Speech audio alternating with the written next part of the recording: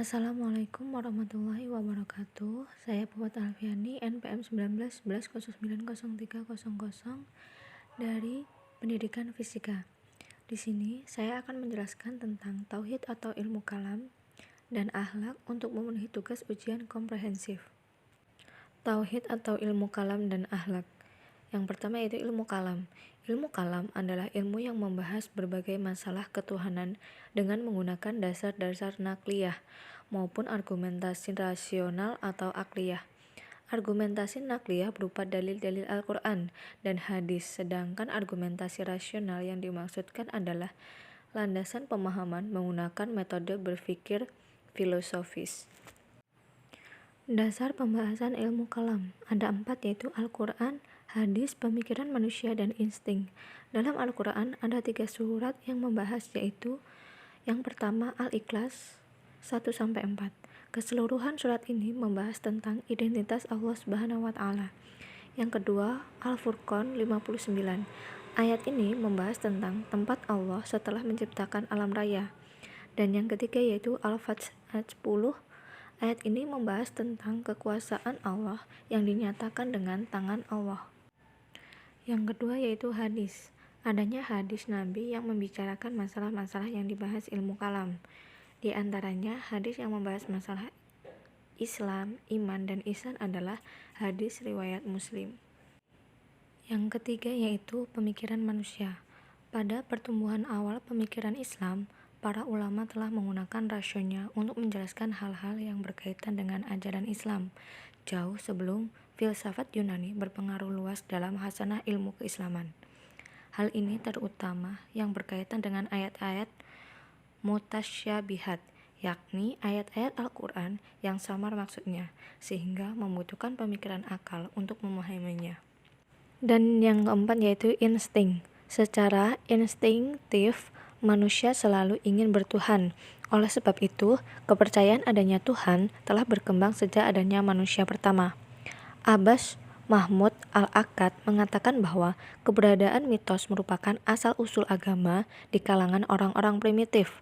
Sejak pemikiran pemujaan terhadap benda-benda alam berkembang, di wilayah-wilayah tertentu pemujaan terhadap benda-benda alam berkembang secara beragam. Ruang lingkup pembahasan ilmu kalam. Yang pertama yaitu pembahasan ilmu kalam. Aspek pokok dalam ilmu kalam adalah keyakinan akan eksistensi Allah yang maha sempurna, maha kuasa, dan memiliki sifat-sifat kesempurnaan lainnya. Karena itu pula ruang lingkup pembahasan dalam ilmu kalam yang pokok adalah A. Hal-hal yang berhubungan dengan Allah Subhanahu wa Ta'ala atau yang sering disebut dengan istilah mabda. Dalam bagian ini termasuk pula bagian takdir. Yang B.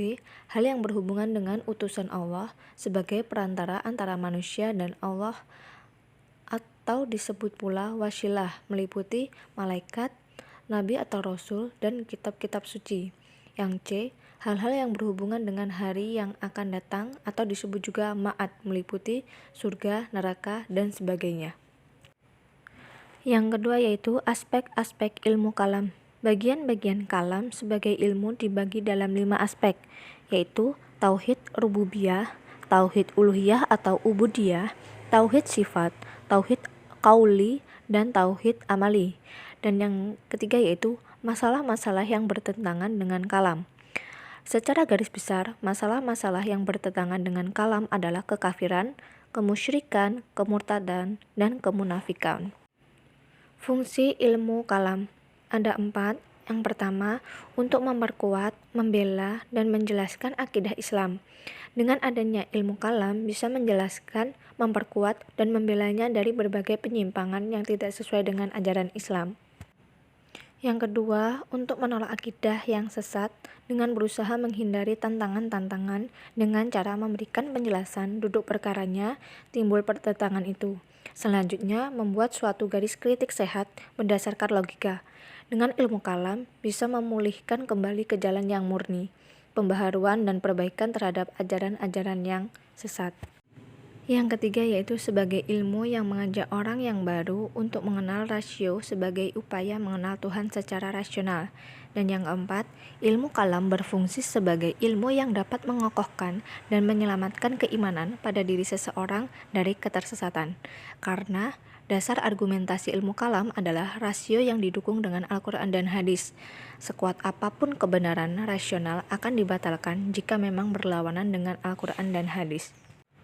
Peranan ilmu kalam dalam kehidupan. Yang pertama, memahami kembali makna ajaran Islam dengan argumen logika yang benar. Dan yang kedua, memahami keberagaman keyakinan dengan sikap toleran.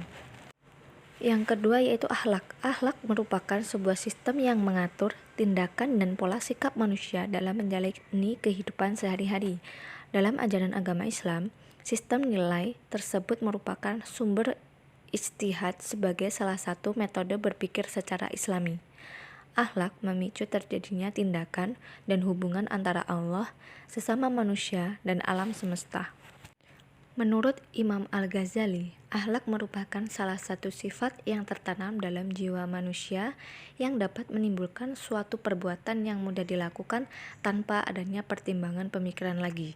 Sementara itu, Muslim Nurdin mengatakan bahwa akhlak adalah sebuah sistem nilai yang mengatur tindakan manusia yang ada di muka bumi. Macam akhlak menurut Islam ada dua. Yang pertama, akhlakul karimah. Akhlakul karimah atau disebut dengan akhlak yang terpuji merupakan salah satu golongan macam akhlak yang harus dimiliki setiap umat muslim. Adapun contoh macam akhlak tersebut diantaranya sikap rela berkorban, jujur, sopan, santun, tawakal, adil, sabar, dan lain sebagainya. Sebagai umat muslim sudah seharusnya kita selalu menjaga akhlakul karimah dalam menjalani kehidupan sehari-hari. Yang kedua yaitu akhlakul masmumah. Akhlak masmumah atau akhlak tercela merupakan salah satu tindakan buruk yang harus dihindari setiap manusia. Hal ini harus dijauhi karena akhlakul masmumah dapat mendatangkan mudarat bagi diri sendiri maupun orang lain.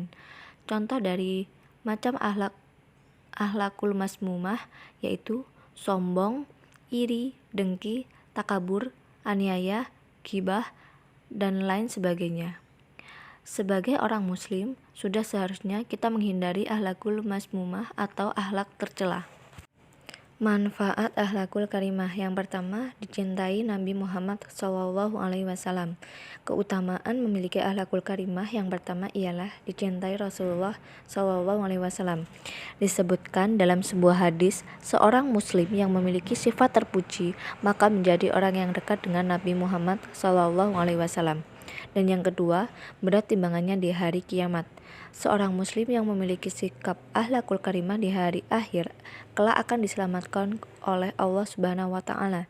Selain itu, setiap muslim yang memiliki akhlakul karimah juga dapat mencapai derajat seperti seseorang yang berpuasa dan salat.